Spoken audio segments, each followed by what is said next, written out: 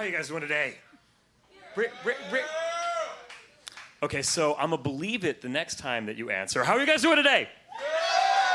All right, now I believe. So what I have for you first is a reading from William Ernest Henley. Exactly, who is William Ernest Henley? No relation to Don. There we go. See, somebody knows.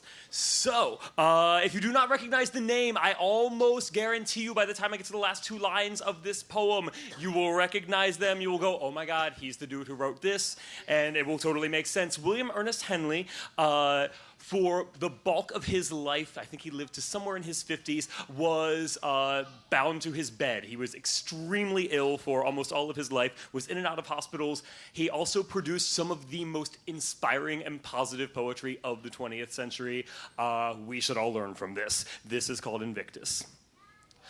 Out of the night that covers me, black as the pit from pole to pole, I thank whatever gods may be for my unconquerable soul.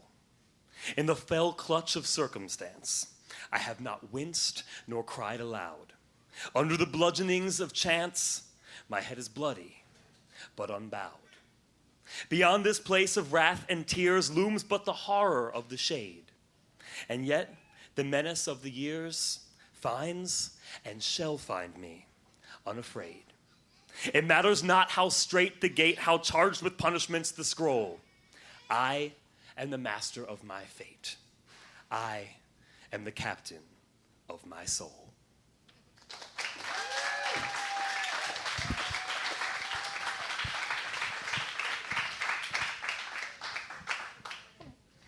And that all being said, I'm gonna do a poem that takes a little page out of Mr. Henley's book and takes being that goofy, distracted kid all of your life and turns it into something of a mission statement. It's true. All right, class, if you open to page 27, come on, I leave us number 27 in the top 40 last week, and I remembered it was number 1, and it beat out Billie Jean, and nothing beats out Billie Jean. I wonder if I still have the notebook where I wrote that down, and I think I gave it to Shannon, and I have to get it back for her as soon as she gets home from school.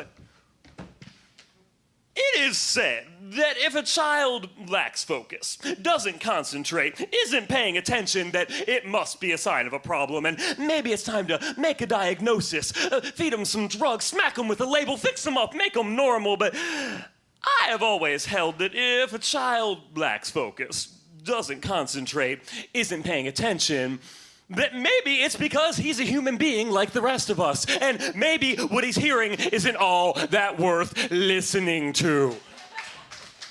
Christopher, are you listening? Christopher, are you? Are you? Are you? R is a letter, but it's also a word, like, are you going to Scarborough Fair? And U is a letter too, but it's also a word, like it's also an animal that I don't know what kind it is. And I wonder what other letters are also words, like A is like a thing, and B is the floats around and stings you, and C is what you do with your eyes, but it's also a body of water, like the ocean.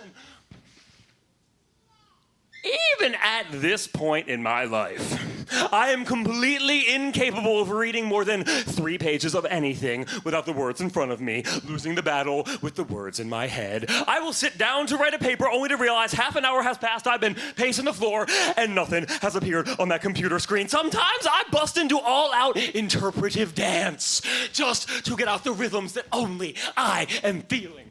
Christopher, are you listening? Christopher, are you listening? I'm listening. I'm listening to the rain on the window, and it's raining, which means I have to walk home in the rain. I hate walking home in the rain because my hair gets my eyes, my books get wet, and all the kids laugh at me, but maybe Mom will come to the bus stop and I can ride home with her, but maybe the kids will laugh at me for that.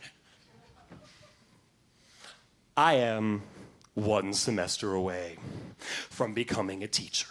And I can only pray that in that time I do not forget the feeling of being behind that desk amid 30 others, and when I look out and see that same squirmy expression on my students' faces, I do not say, let's get you some drugs. I instead say, let's get you up, get you moving, make this mean something. I hope I have nothing but kids like me. Give me a room full of interpretive dancers. Christopher, are you listening? Christopher, are you listening? I'm listening. I'm listening to the pencil tap to that silver. I'm listening to the chair squeak behind me. I'm listening. I'm listening. Christopher, are you listening? Christopher, are you listening? Christopher, are you listening? I'm listening to everything. My hope is this, that as long as there is so much as one of me influencing so many as 30 of them, we cannot be all that far from converting confusion into inspiration and movement into dance. Class dismissed. Thank you, guys.